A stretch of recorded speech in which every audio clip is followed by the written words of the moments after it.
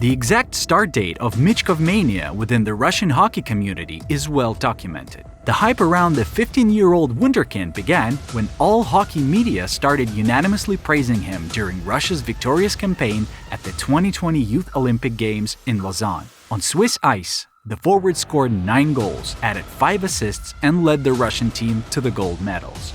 The Youth Olympics for 15-year-olds is far from the most prestigious tournaments in the hockey hierarchy, but for context, let's clarify that one of the top NHL stars today, Adam Fantilli, played for the third-place Canadian team in that tournament. The Columbus Blue Jackets star recorded just 3 points, 2 goals plus 1 assist, and finished third. In their head-to-head matchup during the group stage, Russia crushed Canada 6-2, where Michkov had 2 goals and 1 assist, while Fantilli managed only 1 goal. Due to the lack of major success for Russia's national and junior teams, the 15-year-old's gold medal received maximum media coverage, with articles and interviews about the main architect of that victory filling the sports pages. If every contender for the title of new generational leader in Canada is called the next one, then in Russia, everyone is waiting for the next Ovechkin. The name of the Washington Capitals leader is known far beyond the hockey world, so with such an epithet, the comparison made Michkov's potential clear to everyone. To the delight of fans, insane scoring numbers at the youth level started surfacing. In the Open Moscow Championship for 15-year-olds, Michkov scored 70 goals in 26 games. For comparison, in the same tournament at the same age, Ovechkin had 41 goals in 32 games. Michkov's youth highlights on YouTube started gaining traction, and fans were ecstatic when they saw him score 2 lacrosse-style goals in a single game. The oligarch-backed club SKA paid around $5,000 to acquire Michkov, and as soon as he turned 16, signed him to a record-breaking 5-year contract for a player of his age. This contract length shook up his NHL pre-draft rankings, signaling that SKA had no intention of letting their superstar prospect leave for North America. They planned to build their team around him. In his first season within his new club system, Michkov, now playing on the same line as Marat Khusnutdinov, who now plays with Minnesota, caused a real sensation in the junior league. He broke Nikita Kucherov's record for players aged 17 or younger. The Tampa Bay superstar had scored 29 goals in the 2009 and 2010 season. 11 years later, Michkov netted 30. Expectations skyrocketed. In Russia, people started counting down the days until the Skid would bring back gold in the U18 and World Junior Championships and explode onto the professional stage. At that time, only a small fraction of the public noticed the warning signs regarding Matvei's personality. Yet, the symptoms of a growing ego and a difficult character were already quite apparent. It turned out that during the training camp before the victorious Youth Olympics, Michkov got into a fistfight right on the ice with another top prospect of his generation, now Washington Capitals forward Ivan Miroshnichenko. Word was that the two forwards threw punches to determine who was the real leader of the team. Michkov's fans dismissed the incident. So what? Ovechkin and Malkin didn't always get along either. Avi even beat up Gino's agent at a party once, but that didn't stop them from playing well together on the ice. After moving to SKA, Michkov made some unflattering remarks about his previous hockey academy in Yaroslavl, where he had been developing for 5 years. He also took shots at all Russian defensemen. When asked to name his dream teammates, he picked Sidney Crosby, former New Jersey Devils forward Nikita Gusev, as well as Erik Karlsson and Rasmus Dahlin. What about Russian defensemen? Reporters asked Matvei. I don't really like them. The Swedish ones are much better and skate more smoothly, the 15-year-old replied. And he immediately added that his sudden rise to fame hadn't affected him at all.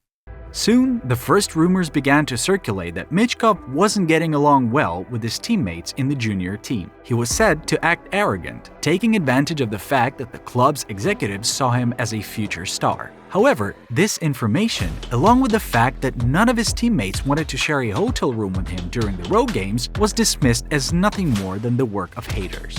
Indeed, who would pay attention to gossip when at just 16 years old, Michkov nearly led Russia to gold at the U18 World Championship. His 12 goals and 8 assists weren't quite enough to secure the title. Russia fell to Canada in the final, a team stacked with Connor Bedard, Shane Wright, and Mason McTavish. However, Michkov still finished as the tournament's top scorer. That same year, in 2021, he became the leading point scorer at the Linka Gretzky Cup, helping Russia win the tournament. In his very first game for SKA's senior team during a preseasonal tournament, he scored a goal. Then, in just his third game of the KHL regular season, at only 16 years old, he recorded a brace.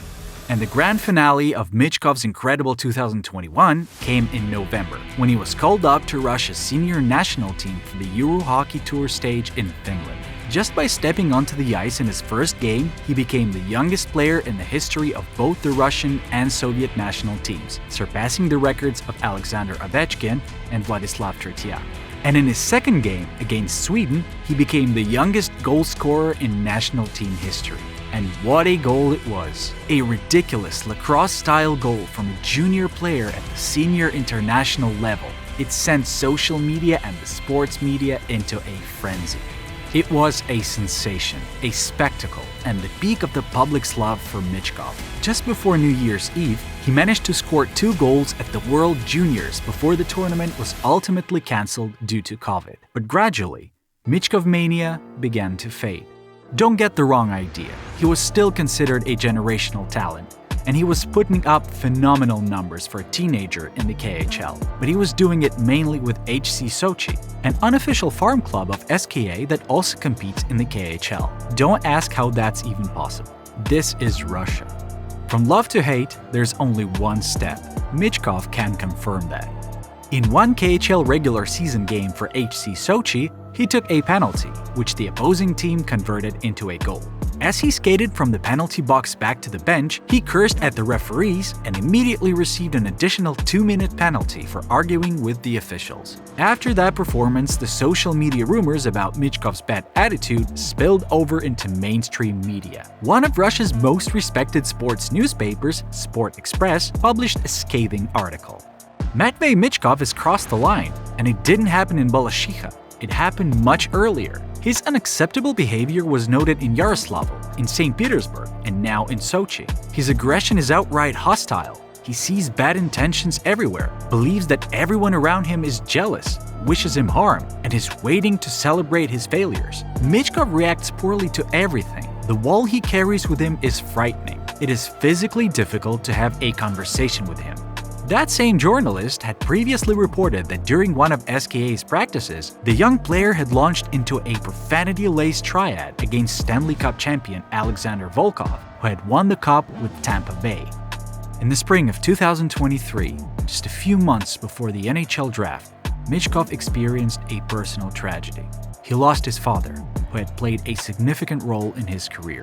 But despite this, the media continued to harshly criticize him.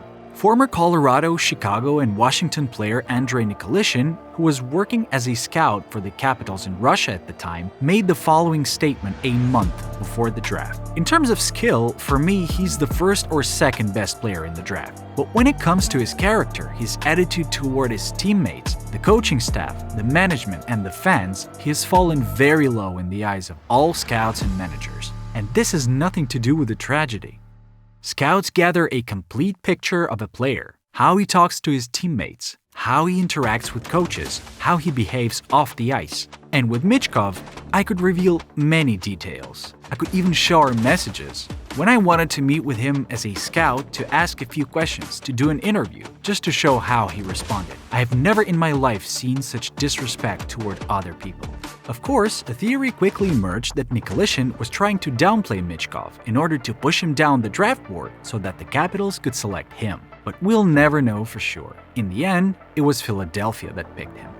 After another season in that same unofficial SKA farm club, HC Sochi, Rottenberg released him to the Flyers 2 years before the expiration of that 5-year contract. We don't know the exact reason for this decision, but the player clearly welcomed the move with relief and set off to conquer the NHL. After watching this video, you probably now understand the reasoning behind some of Matvei's decisions on the ice. You understand why John Tortorella sometimes has to take tough disciplinary measures, and why Philadelphia's management brought in former SKA and Russian national team coach Oleg Znarok as a development coach. Znarok is known for his ability to find an individual approach to players. Many NHL superstars, including Ovechkin, hold him in the highest regard. Let's not forget that Michkov is still very young. His career can take any direction. His potential as a forward is undeniable. But to reach it, he must find a way to overcome his inner demons and suppress his ego. And we all believe he can do it.